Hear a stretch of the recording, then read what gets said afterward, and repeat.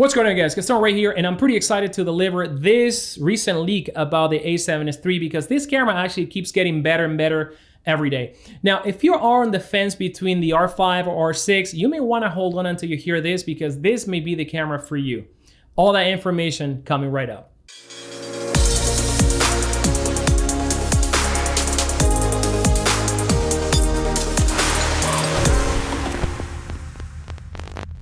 Welcome back to the channel, guys. Gaston right here, and if you like the content on my channel, consider subscribing to this channel and hit that notification button for more content like this one. Now, let's get straight into the leak. Now, this leak talks about this camera having new capabilities, and let me actually rephrase you some of the things that we talked in here before. The camera is rumored to have a 12 megapixel sensor. It's going to be a video-centric camera. It's going to do 4K video up to 120 frames per second, 10-bit. You know, pretty good, pretty much everything that we wanted.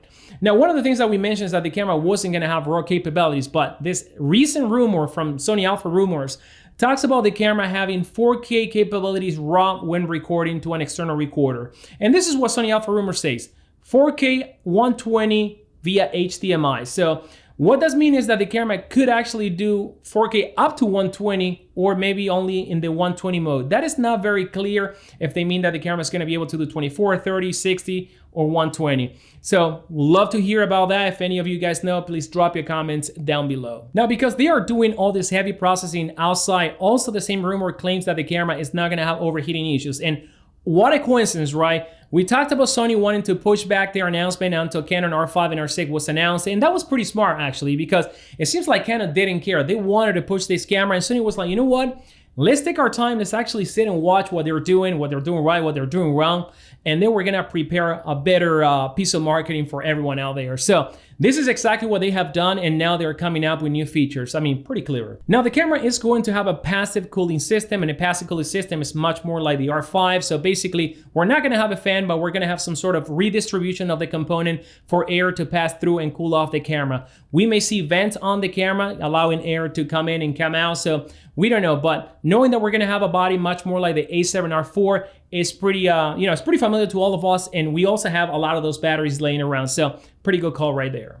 Now, what else is new about this camera? Well, the other piece of information that gets me really excited right here is that the camera, and I'm actually looking at myself because I'm actually recording with the A7SIII for the sole reason that has a screen. It produces a great image. And this camera is going to have also a very angled screen, kind of like the one on the ZV-1. So this is actually very exciting for a lot of us, even though a lot of cameras manufacturers have it for years. But for us Sony users, this is going to be amazing. And this is also going to be a reason for a lot of Sony users to stay with Sony, because I'm sure a lot of you guys have been thinking about the R5 and R6 like I have. I'm actually going to get it anyways, but pretty clever from Sony to actually do this. And finally, we're going to be somewhat in what other cameras manufacturers are doing. Now, the other thing that I would love to hear, and this rumor doesn't talk about, for this camera to be the first camera with touchscreen capabilities. Having a camera like this one with a very angled screen that you can actually record yourself, and would be really nice if you can operate the camera by touching on the screen. Please, Sony, give us that, please. You already have the touchscreen capability. Why is it taking so long? I don't know. Now, the other piece of information that we talked before is that the camera is going to have that ginormous 9.44 million dots EVF. Yeah, all that resolution for that tiny screen. Better than having a crappy screen, but I think it's a little bit too much. But that's what we're gonna go with. So, welcome. Now here's touchscreen also. When is the camera going to be announced? And the good news is that this camera may be announced very, very, very soon as the 28th or the 29th of July. So a couple of weeks away from now, and this camera may be close to us. So the leak also talks about Sony shipping out this camera around mid-August. So very right around the corner, guys. So this is pretty exciting news. The camera industry is actually going bananas right now. Camera manufacturers are going at each other. So what is your taking here? Are you actually going to go for the R5, R6, or you're going to wait for this camera? Now, in my opinion, the Sony A7S III is going to be a realistic camera. I'm actually picturing this camera being around $3,200. It's going to have features that we know this camera can handle. This is pretty much what we know so far. I mean, it's pretty exciting news. And in my opinion, this sounds like a much more realistic camera for most content creators out there.